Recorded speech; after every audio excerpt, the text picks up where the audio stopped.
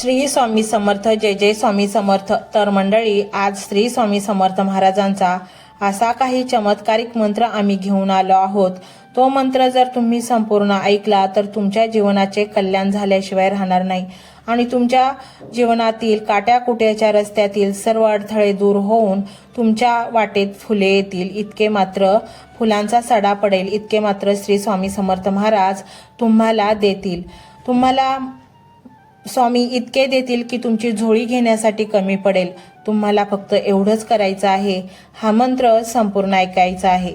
तर मंडळी, श्री स्वामी समर्थ. तर मंडळी, एका घनदाट अरण्याच्या सीमेवर एक छोटेसे गाव वसलेले होते. हे गाव समृद्ध होते, पण गावातील लोक, विशेषतः तिथले मोठे व्यापारी, पैशाच्या मागे धावणारे आणि थोडे लोभी झाले होते. या गावात धनवंत नावाचा एक अत्यंत लोभी व्यापारी राहायचा. त्याचे भांडार भरलेले होते, पण त्याचे मन कधीच भरत नसे.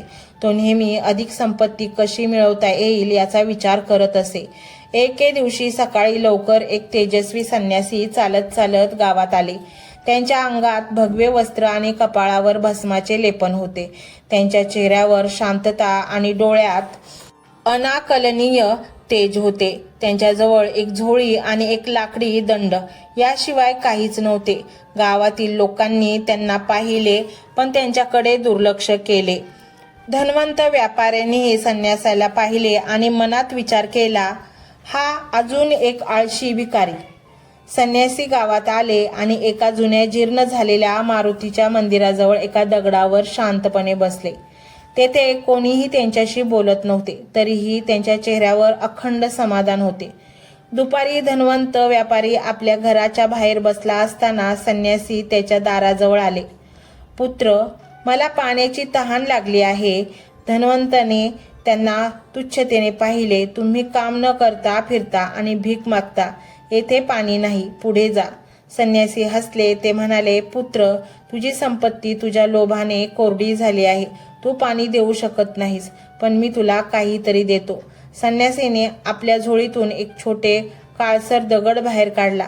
त्यांनी तो दगड धनवंताच्या घराच्या दारावर ठेवला आणि फक्त सोने असे उच्चारले. आणि काय आश्चर्य, तो सामान्य दिसणारा दगड चमकदार सोन्याचा गोळा बनला. धनवंताच्या डोळ्यावर विश्वास बसेना. त्याच्या डोळ्यात लोभ चमकू लागला. महाराज, महाराज, तो ओरडला. हा दगड, हा काय आहे? हा तुम्ही कुठून आणला? संन्यासी मंदपणे हसले. संन्यासी म्हणाले, हा एक सामान्य दगड आहे, पण त्याला मी स्पर्शमणी बनवले आहे. ज्या गोष्टीला हा स्पर्श करेल ती सोन्याची होईल, पण याची एक अट आहे.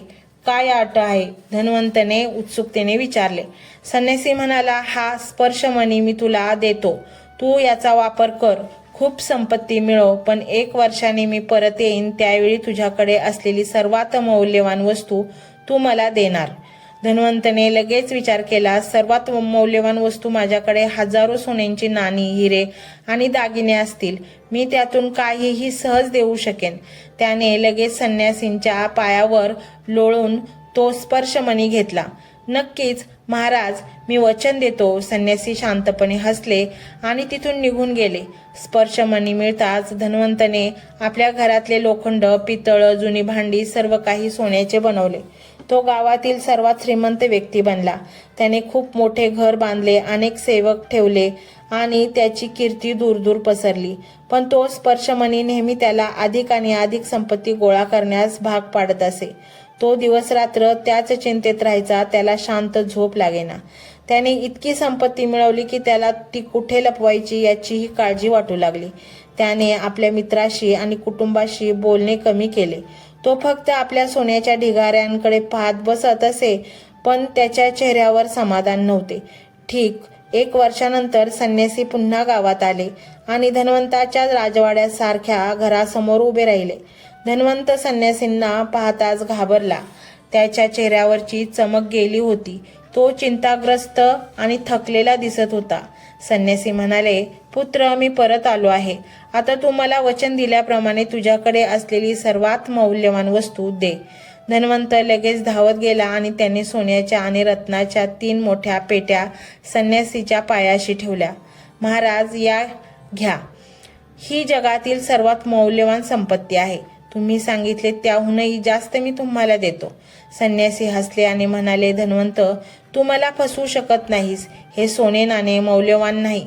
तू स्वतःच्या हाताने सोन्याचे ढिगारे उभे केले आहेत, पण त्या प्रक्रियेत तू एक गोष्ट गमावली आहेस, जी तुझ्यासाठी सर्वात मौल्यवान होती. संन्यासीने धन्वंताच्या डोळ्यात पाहिले आणि शांतपणे म्हणाले, पुत्र, या एका वर्षात तुझ्याकडे असलेले सर्वात मौल्यवान धन म्हणजे तुझ्या चेहऱ्यावरील शांतता, तुझ्या मनाचे समाधान आणि तुझ्या डोळ्यातील आनंद हे होते. तू लोभामुळे ते गमावले आहेस. जगातील कोणत्याही सोन्यापेक्षा हेच खरे धन आहे. संन्यासीने स्पर्शमणी परत घेतला आणि म्हणाले, जा, आता शांतता मिळवण्याचे काम संपत्तीने नव्हे तर समाधानाने कर. आणि ते क्षणार्धात तिथून नाहीसे झाले. धन्वंत त्या सोन्याच्या ढिगाऱ्याकडे पाहत राहिला, पण त्याला पहिल्यांदाच जाणवले की या संपत्तीने त्याला श्रीमंत केले पण आनंदी नाही.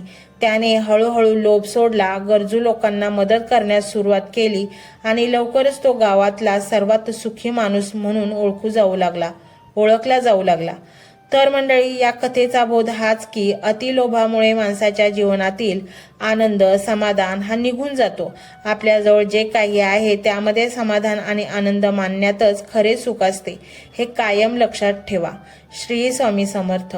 आणि मंडळी, तुम्हाला जर जास्त जीवनात संकटे वाटत असतील, आव्हाने येत असतील, तर तुम्ही श्री स्वामी समर्थ महाराजांच्या चरणी लीन व्हा आणि हा मंत्र संपूर्ण ऐका आणि मग पहा, तुमचेही जीवन सुखी, समाधानी आणि आनंदी होईल. मंडळी, हा मंत्र मोबाईलवर लावायचा आहे.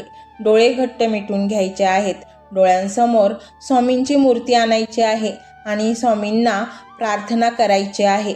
हे स्वामी महाराजा, माझे हे संकट दूर कर, माझी ही इच्छा पूर्ण कर, माझे कुटुंब सुखासमाधानाने राहू देत.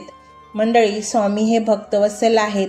ते भक्तांवर खूप प्रेम करतात. त्यांनी आपल्या भक्तांना बाळ मानलेले आहे आणि आई बाळाची इच्छा तर पूर्ण करणारच. त्यामुळे स्वामी तुम्हाला नक्कीच मदत करतील. मंडळी, एवढं सगळं करायला अर्धा मिनिट खूप झाला आणि एवढा वेळ तर तुमच्याकडे असेलच. बाकीचा सर्व व्हिडिओ तुम्ही मोबाईलवर सोडून द्या. तो त्याची पॉझिटिव्हिटी पसरवत राहील. तुम्ही दैनंदिनी कामं करता करता त्या मंत्राचे श्रवण करा आणि मनातल्या मनात जप देखील करा. फायदा नक्कीच होईल. ही डिजिटल सेवा आहे. आज या व्हिडिओच्या माध्यमातून स्वामींचे विचार तुमच्यापर्यंत पोहोचले आहेत. जर तुम्हाला मनापासून वाटत असेल की या विचारांनी तुमच्या मनाला उभारी दिली आहे, तुम्हाला जगण्याचे बळ दिले आहे, तर तुम्ही सुद्धा या ज्ञान यज्ञात आपली समिधा अर्पण करू शकता. पूर्वी लोक मंदिरात जाऊन दानपेटीमध्ये गुप्तदान करत असत, कारण गुप्तदानाचे फळ अनंत असते. आजच्या युगात व्हिडिओच्या खाली जे सुपर थँक्सचे बटन आहे ते एका डिजिटल दानपेटी सारखेच आहे. जर तुमची इच्छा असेल आणि तुमची परिस्थिती असेल तर यथाशक्ती, मग ती रक्कम कितीही छोटी असो वा मोठी, तुम्ही या सुपर थँक्सच्या माध्यमातून स्वामींच्या कार्यासाठी अर्पण करू शकता. हे पैसे कोणाच्या वैयक्तिक फायद्यासाठी नाही, तर हे विचार, ही सकारात्मक ऊर्जा अशाच लाखो दुःखी लोकांपर्यंत पोहोचवण्यासाठी वापरली जातील. लक्षात ठेवा, सक्ती नाही तर भक्ती महत्वाची आहे.